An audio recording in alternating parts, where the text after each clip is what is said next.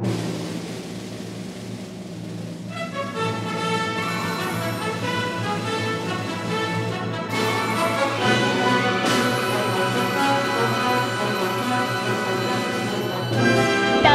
so skinny that if you turn sideways and stick out your tongue, you look like a zipper. How can I eat or sleep in the United States of America? I'll go and sleep for the least of my wants. You've always possessed great leadership ability, trusting your instincts, and this country will survive the sea. And remember, make love, not war.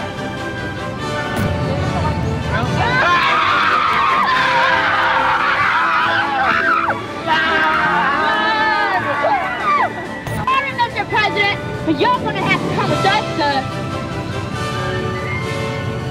Who are you and what right do you have to kidnap the President of the United States? You can't do this, you young rebel delinquent. Sorry, Miss Lincoln, but with the President of the United States, the President of the Confederacy, the Union will be forced to negotiate with the South. It will bring a quick end to the war and many lives will be saved. You don't understand. The Constitution is not about one man, and with or without me, the Constitution is going to go on. And in the end, freedom will be for everyone, and the Union will be restored. Put your hands behind your back if you are now property of the Confederate States of America. You can't do this. You bring my husband back. You can't do this. You can't do this. There's only one man who will bring justice. There's only one man who will not sit idle and allow this to happen.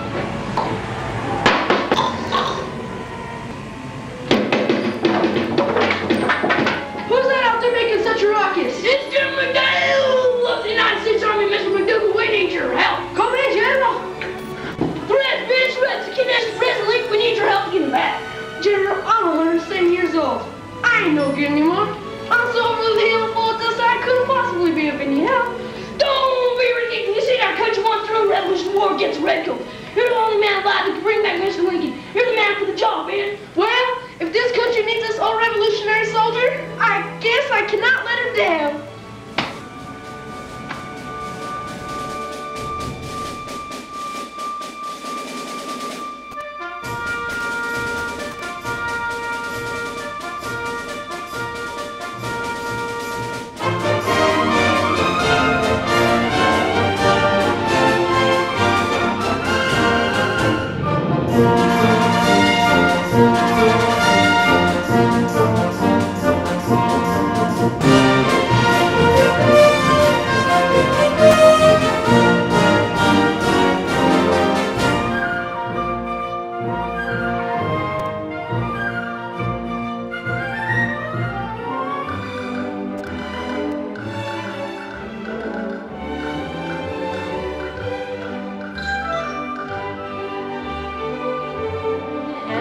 Is now the acting President of the Union. Johnson knows that the South has a very large advantage as long as they have President Lincoln as their prisoner. But Johnson also knows that Ben McDoogle has pledged to sneak into the Confederacy, rescue the President, and save the Union. Ben, you know we're in a powerful heap of trouble. President Lincoln is being held by the Confederacy, and without our President, this war might be lost. Don't worry. I've been a tighter Johnson this one. As long as you're fighting for right, things will always turn out A-okay. Did they send a list of the demands? Yes. But we can't possibly give in to these traitors. Well, let's see. Hold on. Excuse me, I have a 7-year-old eyes ain't what they used to be. Demand 1. We will release your president when you recognize the independence of the Confederacy. Oh, the reason is so mad. I cannot agree to this first demand. If we recognize the independence of the Confederacy, we'll be turning our backs on over 4 million slaves. This war is being fought for everybody to have freedom, and this war has to be won so everybody in chains will be set free. No, sir, I'm going to fetch Mr. Lincoln.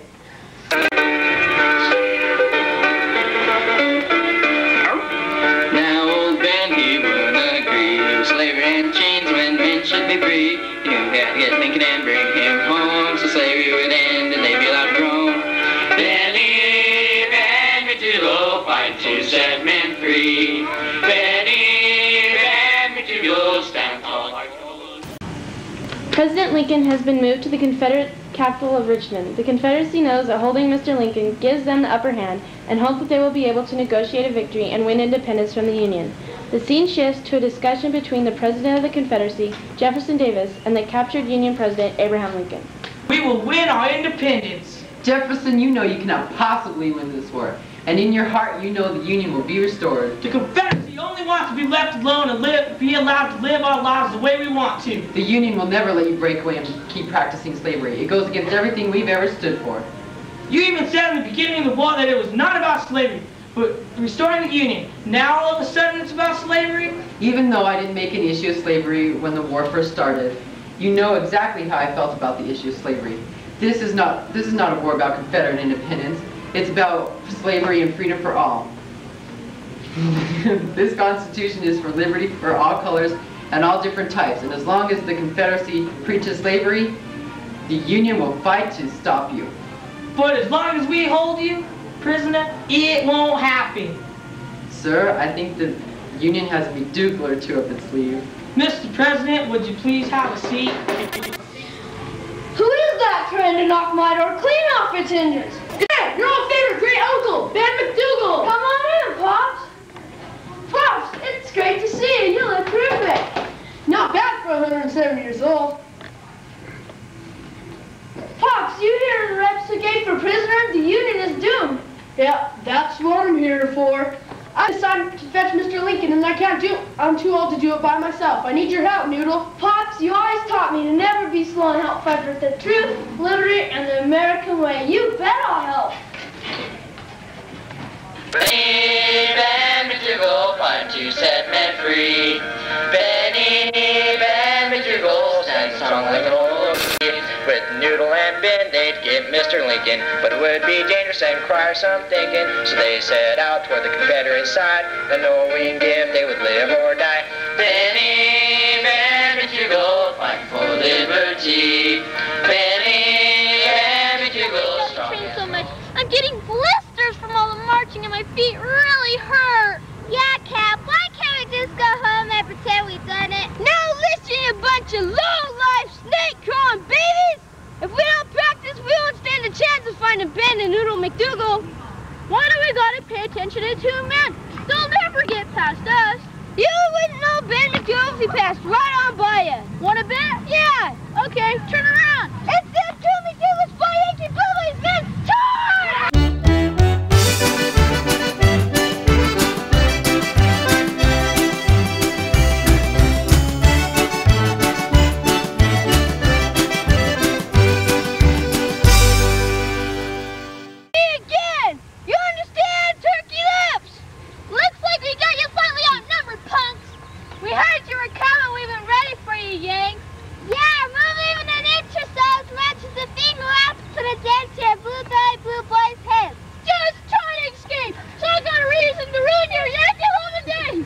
Children, didn't your mothers tell you it's dangerous to play with guns?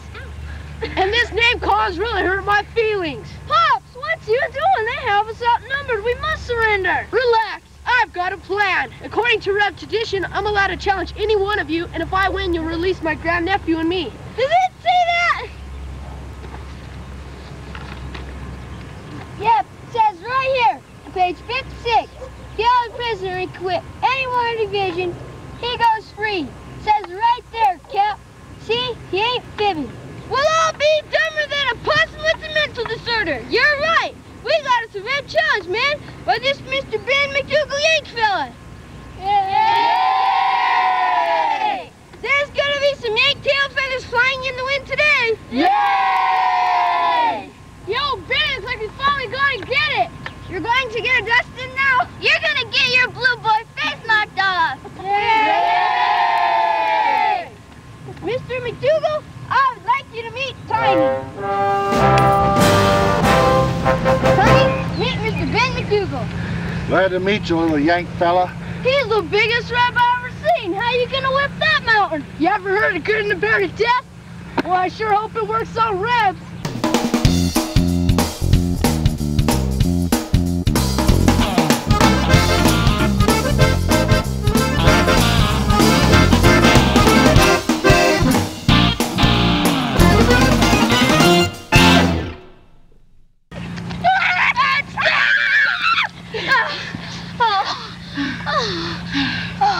I think we finally outrun him!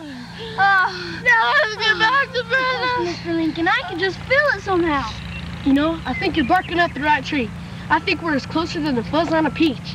See that Rev Division over there?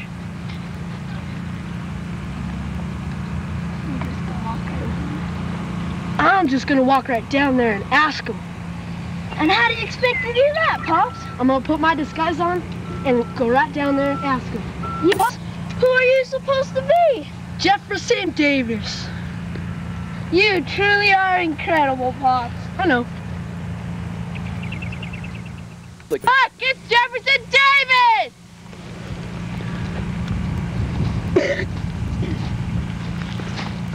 President Davis, sir. Any of you good Southern gentlemen see where Abraham Lincoln is? You see, I seem to have forgot where I put him. Yes, sir, Mr. President, sir. We got him here at the old McClellan's place. Well, thank you, sir. Sure is hot out here. Hey, it's that Ben McDoogle feller.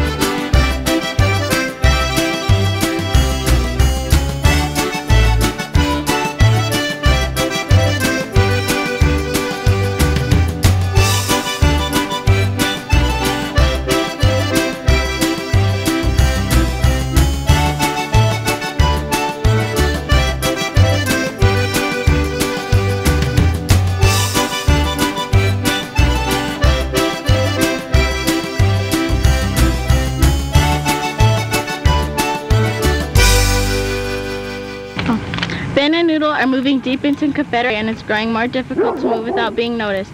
Ben and Noodle are observing a Confederate troop. What's the plan?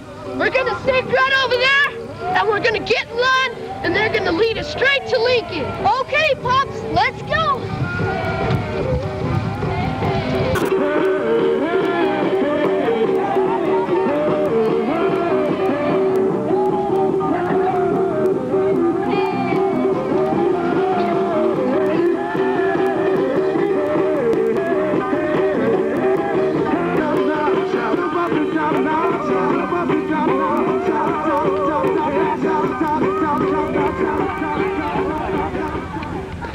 Well, Pops, so far so good. Shush, Noodle, they might hear.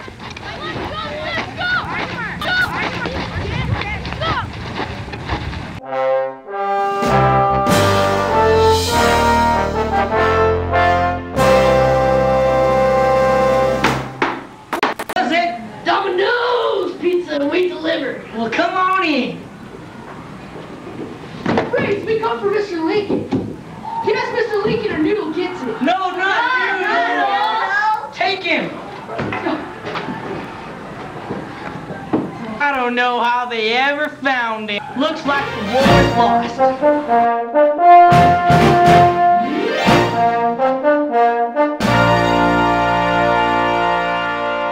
There's General Lee and the Rep Army. They're invading Pennsylvania. We gotta save the Union. Charge! Bang!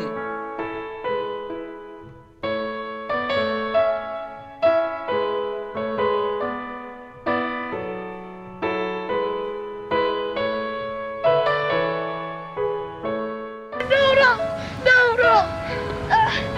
Pops! I've been hit, Pops! You go on and finish the fight, Pop! I can't see anymore, Pops! I'm beginning to see that pearly gate! No, Noodle, no! I'll give you the McDoogle Uncle treatment!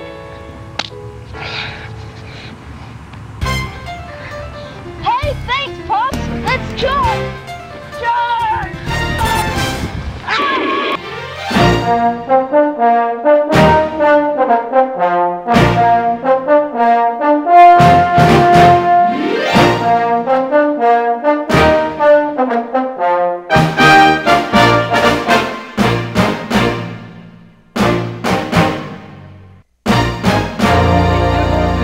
Gettysburg. I'd like to thank you, Ben, and I'd like to thank you, Noodle. What can I ever do to repay you guys? Your thanks is enough for us McDougals. I'd like to thank you two McDoodles for coming to my rescue. I appreciate it so much. Mr. President, it was our pleasure. Sir.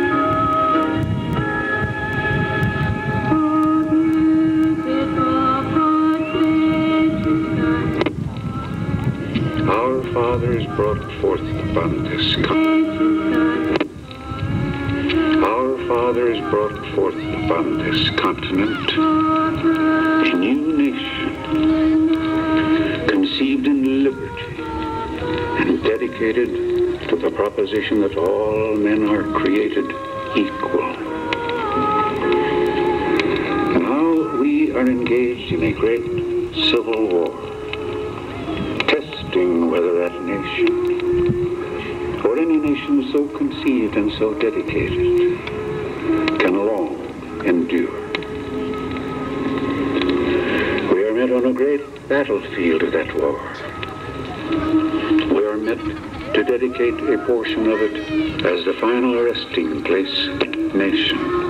It is altogether fitting and proper that we should do this. But in a larger sense, we cannot dedicate, we cannot consecrate, we cannot hallow this ground. The brave men living and dead who struggled here have consecrated it far above our power to add or to detract. The world will very little note nor long remember what we say here, but it can never forget what they did here. It is for us, the living, rather, to be dedicated here to the unfinished work that they have thus far so nobly carried on. It is rather for us to be here dedicated to the great task remaining before us, that from these honored dead we take increased devotion to that cause for which they here gave the last full measure of devotion. Let me here highly resolve that these dead shall not have died in vain, that the nation shall, under God, have a new birth of freedom, and that government of the people, by the people, for the people, shall not perish from the earth.